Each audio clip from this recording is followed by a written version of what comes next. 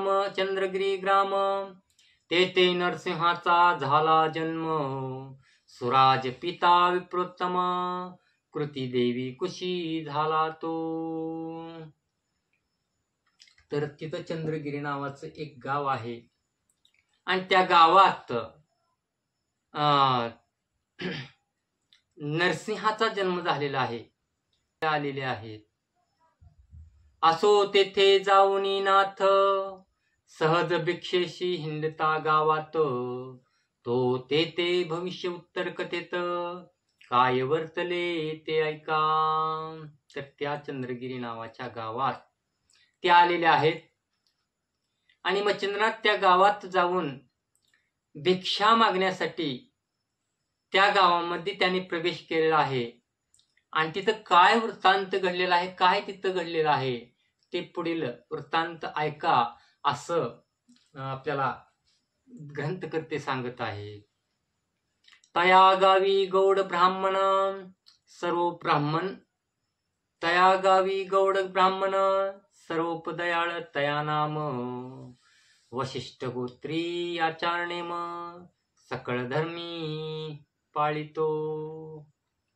त्या गावात एक ब्राह्मण राहत आहे आणि त्या ब्राह्मणाचं सर्वोपदयाळ असं नाव आहे. त्या ब्राह्मणाचं गोत्र जे आहे ते वशिष्ठ आहे आणि सकळ धर्म जे काही ब्राह्मण धर्मामध्ये किंवा ब्राह्मणामध्ये जे आचार नियम असतात त्या सर्व नियमांचं तो पालन करीत आहे असा ब्राह्मण त्या ठिकाणी राहत आहे. आधी तपन यजन याजन, स्नान संध्या माझी निपुण, तयाची कांता गुणोत्तम, सरस्वती नामे मिरवितसे. सदा सुशील लावण्य खाणी, की नक्षत्रपाती विराजे मांडणी, वाटे काम इच्छा धरुणी मनी, ते येऊनी बैसला. जे काही ब्राह्मणाचं जे काही तपन यजन याजन म्हणजेच तप करणे, यज्ञ करणे अशी जे काही ब्राह्मणाची कर्तव्य असतात तो असा ब्राह्मण आहे. स्नान संध्या आणि त्याची जी धर्मपत्नी आहे ती अत्यंत लावण्यखानी आहे आणि सरस्वती असं तिचं नाव आहे आणि अशी अत्यंत सुलक्षणी सुशील अशी पत्नी त्याला लाभलेली आहे. आणि अशा ठिकाणी मच्छिंद्रनाथ जाऊन तिथे थांबलेले आहेत. पुढे आपल्याला सांगत आहेत की स्वर्गी मेघाचे मंडळ पाही, तेथोनी चपळा उदया येही, की अर्क होऊनी गृही गोसावी, तेज दीक्षा मागतसे. जियेचे अधर पवळ देटी, द्विज विराजती वरती थाटी, जैसे रत्न हेमी शेवटी, स्वतेचे तगटी मिरवतसे. भाळ विशाळ सोगयाजन, कुंकुम रसे शोभले गहन, मुक्ता नक्षत्र कबरी संगीन, चंद्र बिजोरा विराजवी. नाशिक सरळाकृती, ते शुक्तिका रत्न हेमगुप्ती, मुक्त नळे जैसे गबस्ती, नाशिक पात्री विराजले.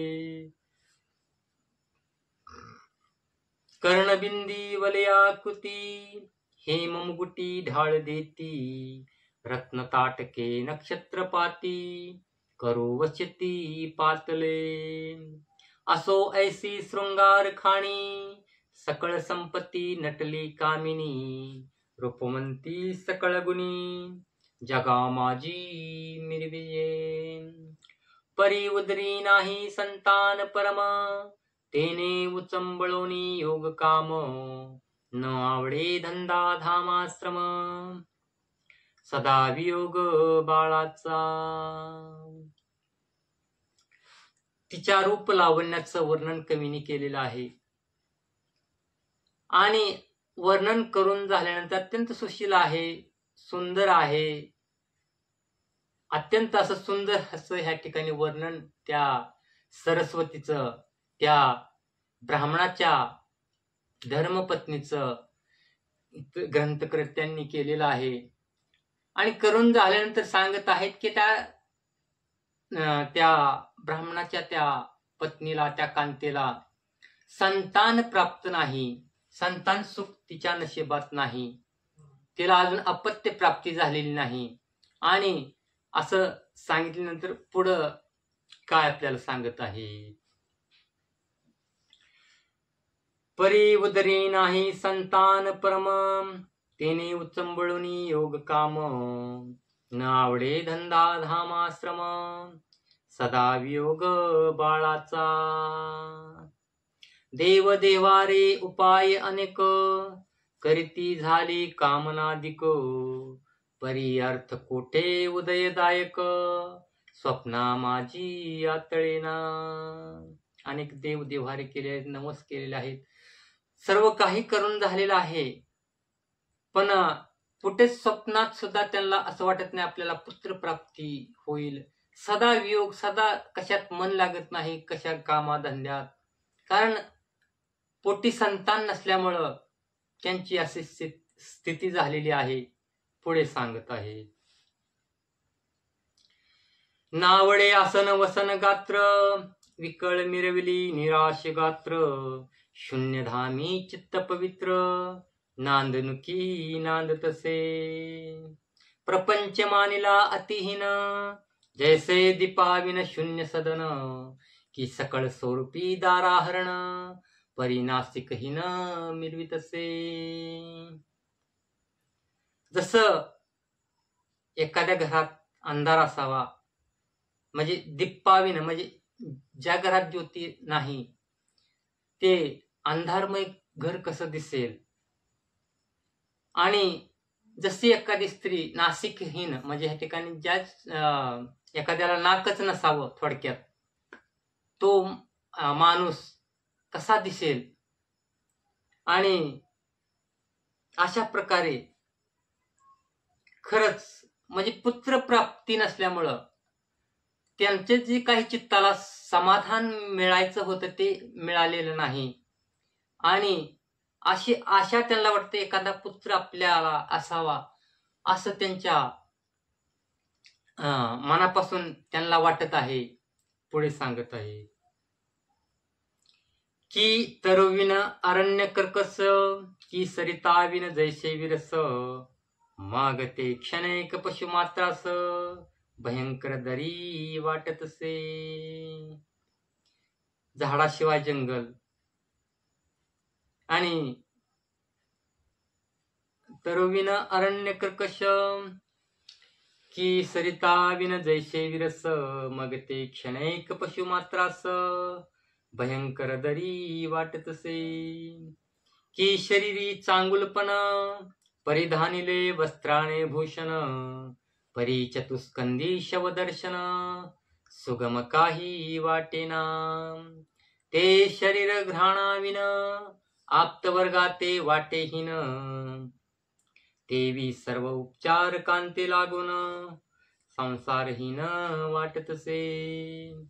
ऐसी असता भावस्थिती, ग्रही दर्शली योग मृती, नात्मचिंद्र अंगणा प्रती, अलक्ष सवाल वदतसे. तव ते कांतेने पाहुणी त्याते, चरणी लोटली शोक भरिते, आणोनी शीघ्र वस्त्र आसनाते, विराजविला महाराज. अशा प्रकारे ती ठिकाणी मच्छिंद्रनाथ गेलेले आहेत. मच्छिंद्रनाथांनी इथं अलक्ष असा अलक निरंजन किंवा आदेश असा त्या अंगणात उभा राहून म्हटल्यानंतर ती सरस्वती नामक जी स्त्री आहे ती बाहेर आलेली आहे, वस्त्र आणलेलं आहे, बसायला दिलेलं आहे. यथोचित स्वागत मच्छिंद्रनाथांचं तिनं केलेलं आहे. आणि पुढे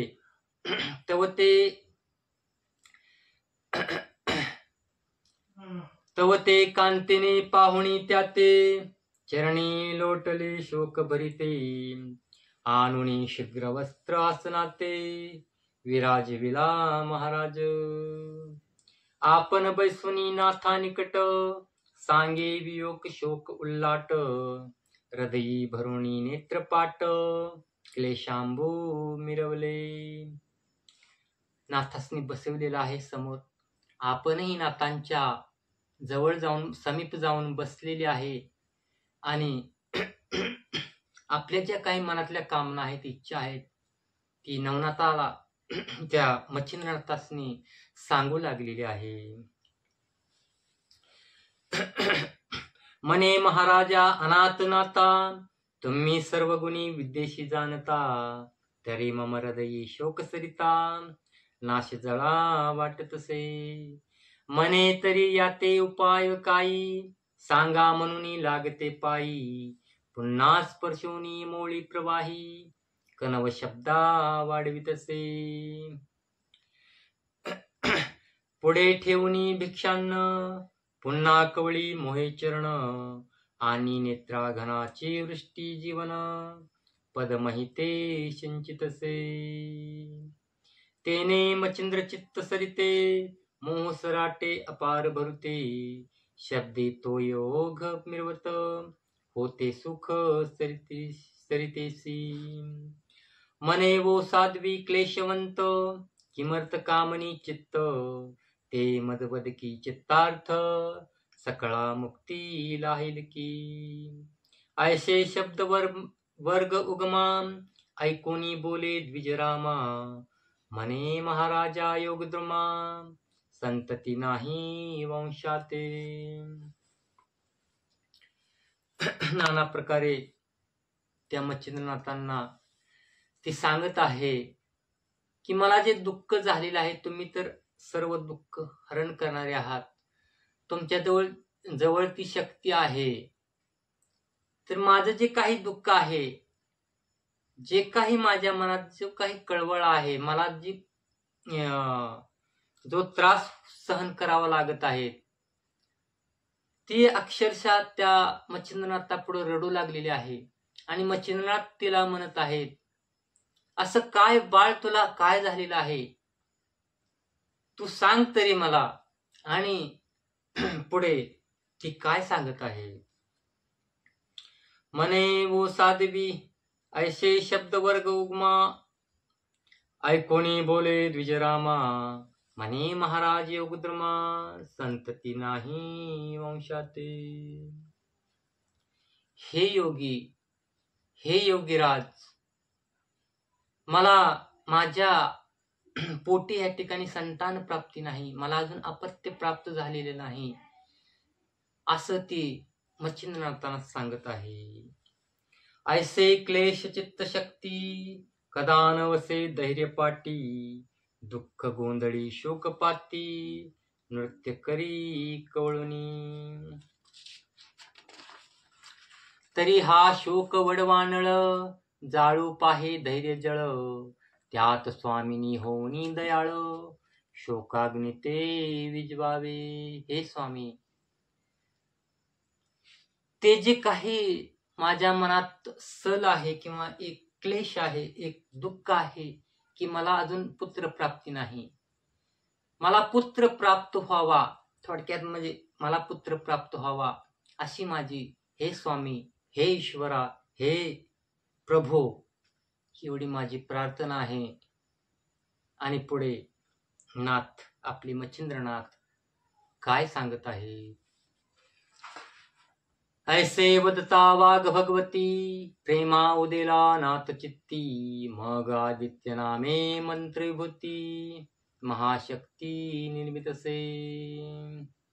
अशा प्रकारे आपले मच्छिंद्रनाथ जे नाथ आहेत, त्यांनी आपल्या झोळीतून भस्म काढलेला आहे आणि एक मंत्र म्हटलेला आहे. आणि त्या मंत्रानं बाहेरून ती विभूती जी आहे, जी राख आहे, जे भस्म आहे, आणि ते त्या कांतीला, त्या सर्वोपदयाळ नावाच्या ब्राह्मणाच्या पत्नीला ते द्यायला लागलेले आहे. नाथा करी भस्म चिमुटी, ते वीर्य करी राहटी, मग ते भस्म तपोजेटी तिये हाती उपितसे. ते जे काही भस्म आहे, कारण त्यात प्रत्यक्ष हरिनारायणाचा अवतार त्या ठिकाणी होणार होता. गोरक्षनाथांचा अवतार त्या भस्म चिमुटीच्या द्वारे होणार होता. असं ते भस्म त्या कांतेच्या, त्या स्वरूपदयाळ नावाच्या ज्या ब्राह्मणाच्या पत्नी आहे, त्या पत्नीच्या हाती ती भस्म चिमुटी मच्छिंद्रनाथ देत आहे. मने मायो शुभाननी हे भस्म चिमुटी करी कवळुनी. घेई शेवी आपले शयनी निशी माझी जणी. हे बाळा, हे शुभाननी असं म्हणत आहेत, तू ही भस्म चिमुटी घे आणि संध्याकाळी झोपताना आणि ह्या भस्म चिमुटीचं सेवन कर, असं ते सांगत आहे. मनशील भस्म नोही पूर्ण गबसती. जो हरिनारायण उदयो कीर्ती. प्रभा मिरवणी त्रिजगती. मोक्ष मांदुसा मिरविल. हे भस्म नाही, जो प्रत्यक्ष ह्या ठिकाणी जो हरिनारायण आहे, त्या हरिनारायणचा अवतार होणार होता असं त्या स्त्रीला ते काही सांगत नाहीत. परंतु हे भस्म नाही, ही खरंच एक मोक्ष पेटी आहे असं त्या कांतेला, त्या स्वरूपदयाळाच्या पत्नीला आणि मच्छिंद्रनाथ सांगत आहे. तरी तू सहसा हळवटपणी कामनना न वरी भस्मासनी. म्याही पुढील भविष्य जाणुनी चिदभवानी वदविली. पुढील भविष्य जाणून मी तुला सांगत आहे की ही भस्म चिमुटी म्हणजे ही अनमोल रत्न आहे आणि ह्यापासून जो काही तुला पुत्र प्राप्त होणार आहे तो कोण होणार आहे, आपण विचार करा. कारण तो पुत्र नाही, त्या जो काही गोरक्षनाथ आहे, जे गोरक्षनाथ आहेत, गहिनी प्रसादे निवृत्ती दातार ज्ञानदेवा सार चोजविले. आदिनाथ गुरु सकळ सिद्धांचा मच्छिंद्र तयाचा मुख्य शिष्य. अशी तशी ती भस्म चिमुटणी होती. आता सुद्धा वारकरी संप्रदाय गोरक्षनाथांमुळेच या ठिकाणी वारकरी संप्रदाय आहे, जो नाथ संप्रदाय आहे तोच पुढे वारकरी संप्रदाय झालेला आहे. आणि अशी तशी ती भस्म चिमुटणी होती. एक अवतार त्या भस्म चिमुटीतून होणार होता. असा हिरा त्या भस्म चिमुटीतून निर्माण होणार होता. ह्या जगाला पवित्र करणारा, ह्या जगाचं सोनं करणारा असा जो हिरा, तो गोरक्षनाथ आणि मच्छिंद्रनाथ त्या कांतेला सांगत आहे. म्हणशील भस्म नोही तरी तू सहसा हळवटपणी. कामना नवरी भस्मासनी. म्याही पुढील भविष्य जाणुनी चिदभवानी वदविली. या भस्माची प्रताप स्थित तव उदरी होईल जो सुत.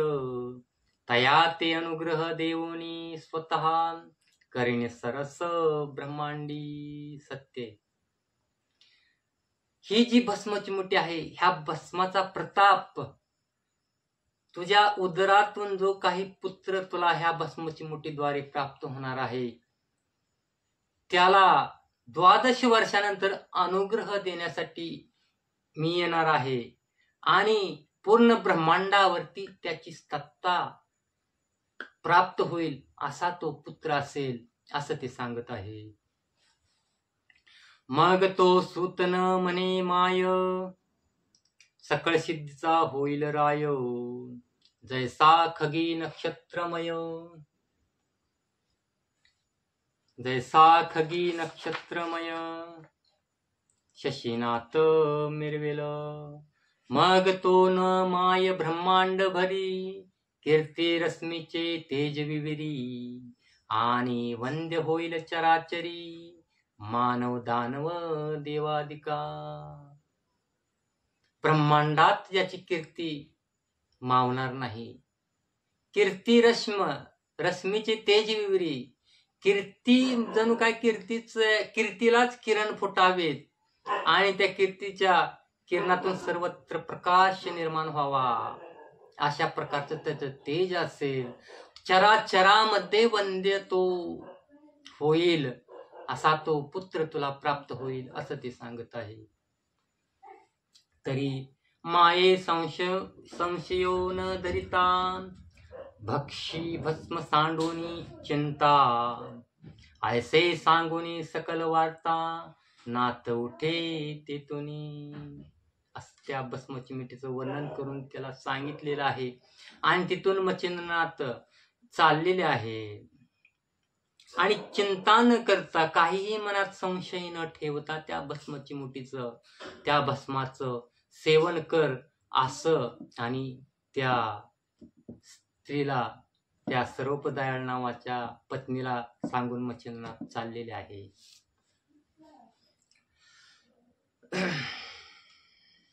नाथ ऐकोनी बोले तिथे, म्हणे ऐकवेवो सद्गुण भरी सरिते, पुन्हा येऊनी देई उपदेशाते. 12 वर्षा उपरांती चालत जात असताना मागे वळून पाहत आहेत त्या कांतीला, त्या स्त्रीला. ते सांगत आहेत की मी 12 वर्षानंतर परत येणार आहे आणि त्याला अनुग्रह देण्यासाठी मी परत येणार आहे, असं त्या स्त्रीला, त्या महिलेला ते सांगत आहेत.